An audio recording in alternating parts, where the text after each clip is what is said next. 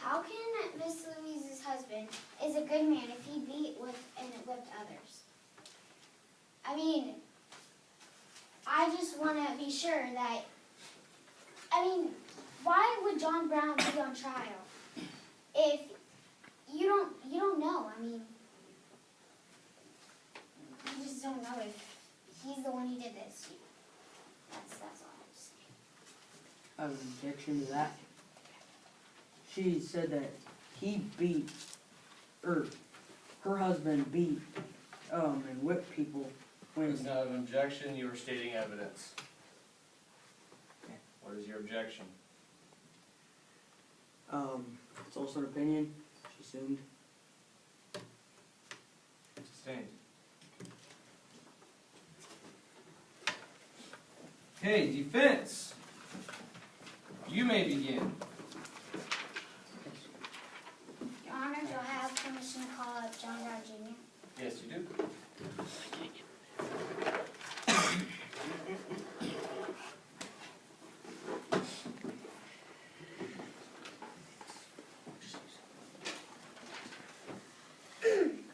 Mr. Brown, did your father ever use force to make you do something you didn't want to do, or did he ever beat you?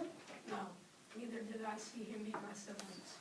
Did your father ever leave the house without telling anyone? Rarely. He did once, but when he came back, he told us where he'd gone.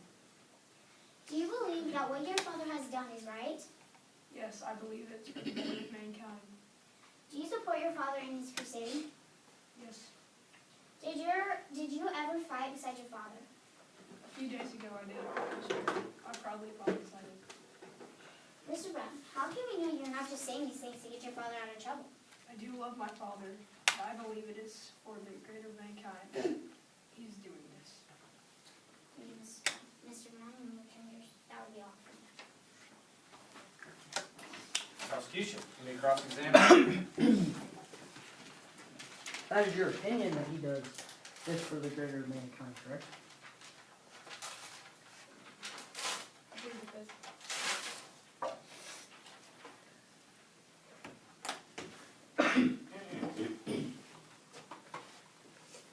You said you never saw him beat any of your other siblings, but you have not seen them. Do you all live in the same house?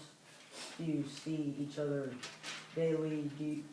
Since there's a great interval of time, do you see every single one of them, like, personally, daily, so that you know that he didn't beat them before you were born? I believe it.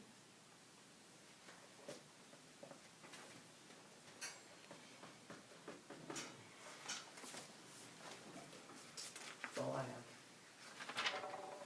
You may step down.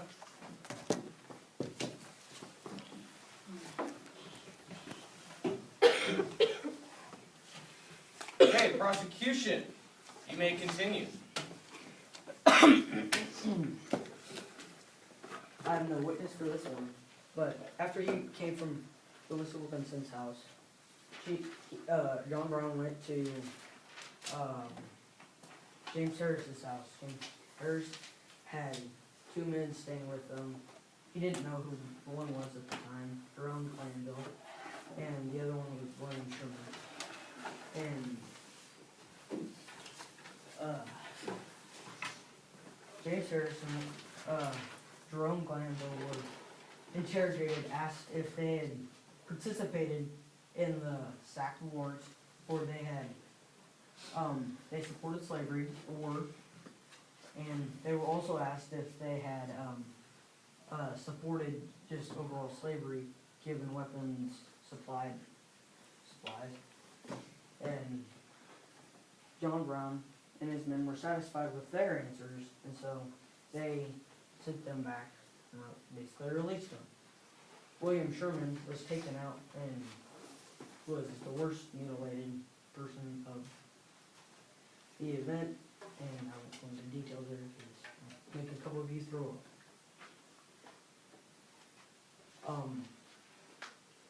And so there's my last witness is a person that has been here the whole time in the background. I stated earlier that John Brown left on a wagon and a team of horses pony. Those team of horses, wagon and the pony, belonged to James Townsley. James Townsley was asked by John Brown to drive him to the Potawatomi Creek. Pretty innocent. So he didn't know anything of the plan. John Brown had already informed his men, but James Townsley just drove them there. He didn't know what was going to happen. Then that night, when they gathered around the campfire, John Brown, he informed James Townsley of his plan to cross the Potawatomi Creek and fall upon the men and slay them as dew falls on the grass. And so he asked James Townsley to drive his wagon there as well and to transport them and participate in his little unit, group, company, whatever you call it. Then James Townsley refused. And that's where I'll start with my witness. May I have your permission to call it James Townsley?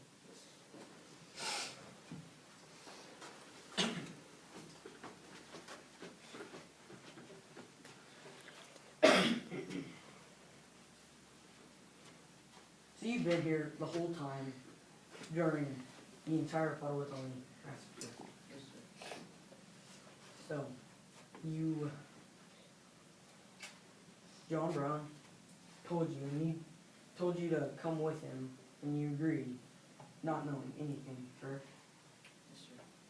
And so, when did you found out around a campfire, and then what his plan was, and so he asked you to be a part of the plan.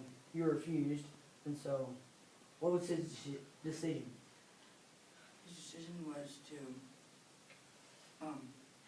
not let me leave the Potawatomi Rifle Company. He didn't let me leave the group.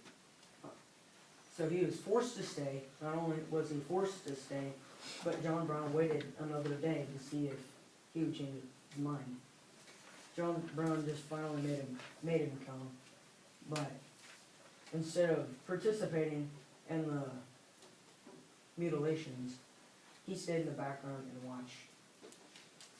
Why did you like you stayed in the background and watched, but you've stated to me personally that you stayed behind and didn't want these men to die, right?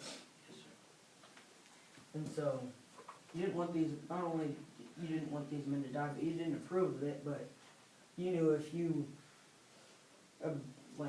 said that what John Brown was doing is wrong, you'd be killed yourself.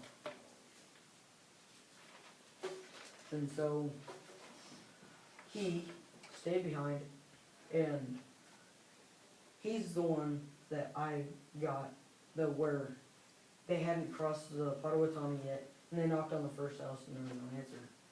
They went to James Doyle's house, and James Doyle came out with his 3 sons, correct? Yes, sir. And marched them out, and then let the youngest one go, and then the remaining 3, James, William, Drury, were left, and they were marched even farther, about 200 yards from their own house.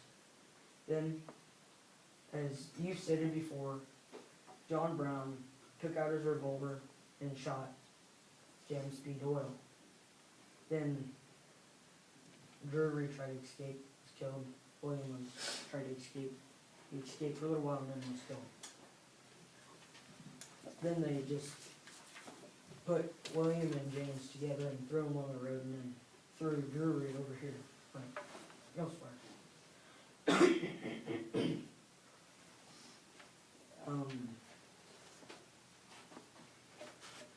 So then they moved on to Wilkinson's.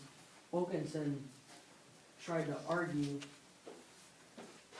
just not violently, but just verbally, he tried to argue that what he was doing was right, but he still did it peacefully. And finally he submitted, and then he was just marched out and killed, correct? Then they marched on to use Harris's house, and then they moved on, like, they moved on to Harris's house. They marched the 3 men out, let 2 of them go, brought the one out, and John Brown told them to kill them, correct? Kill them. And so, you were very close when the men were interrogated. They were asked if they were slave owners, and they said, no, we're not slave owners. And we have caught slaves before, but if we were slave owners, we would not beat them. But then,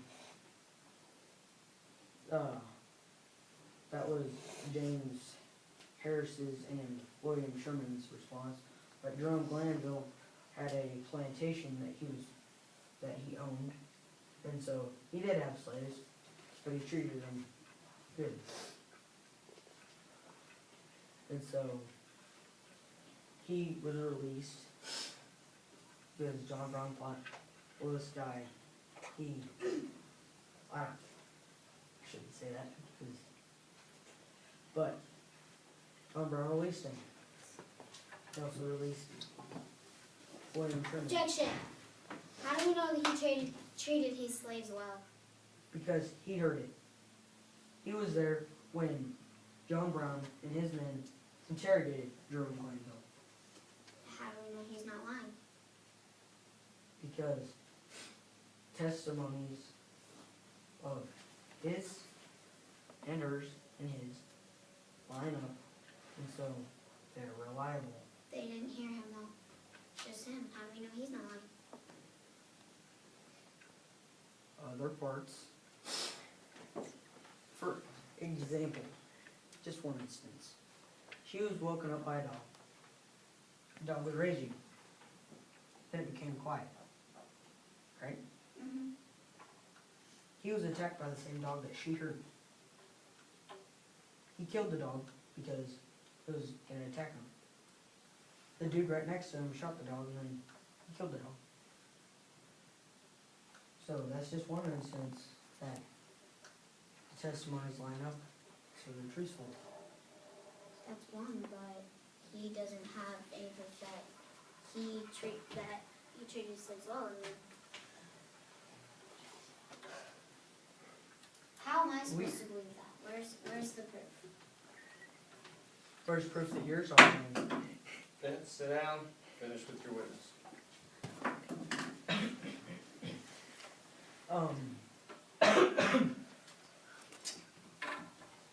James Townsley, you were there when they were interrogated. You were also there when Wilkinson was brought out.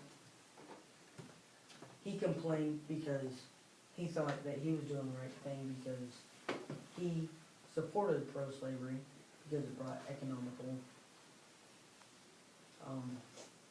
brought him out of a little bit of recession, started getting the country back up. And so, but John Brown believed that slavery was totally wrong, and so they started arguing, and John Brown told Wilkinson to be quiet, and then he was marched out, and then under Brown's direct order, he was killed. Correct?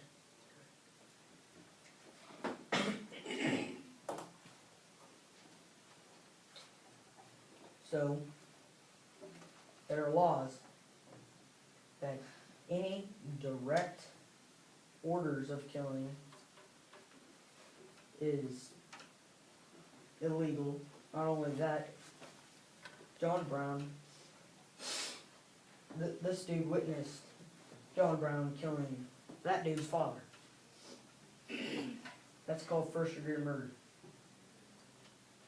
Killed him. Don't know how to say it no clearer than that.